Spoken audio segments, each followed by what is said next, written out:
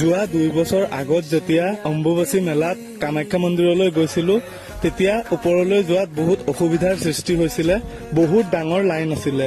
কিন্তু এইবাৰ যেতিয়া কামাখ্যা মন্দিৰলৈ গৈছো ইমান অসুবিধা পোৱা নাই, বহুত আৰামতে ওপৰলৈ যাব পাৰিছিলো আৰু ৰ'দো কম আছিলে, বতৰটো ডাৱৰীয়া আছিলে, অলপ অলপকে বতাহো মাৰি আছিলে, বহুত ধুনীয়াকৈ ওপৰলৈ যাব পাৰিছিলো।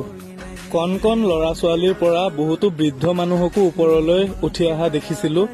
তেতিয়া ভাবিছিলো যেন ভগৱানৰ প্ৰতি থকা বিশ্বাস আৰু আস্থাৰ বাবে সিহঁতে ইমান কষ্ট কৰি ওপৰলৈ আহিব পাৰিছিলে। মা কামাখ্যাৰ মন্দিৰলৈ গৈ এটা কথাই লক্ষ্য কৰিছিলো মই, যে প্ৰত্যেক বছৰে ভক্তৰ সংখ্যা যেন দিনে দিনে বাঢ়িয়ে গৈছে।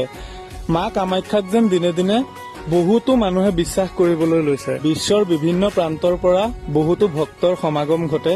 আপোনালোকে কিমান বিশ্বাস কৰে নাজানো, মোৰ কিন্তু ওপৰলৈ গৈ বেলেগ ধৰণৰ এটা আধ্যাত্মিক শক্তি অনুভৱ হৈছিল, মনটো বহুত বেছি ভাল লাগিছিল।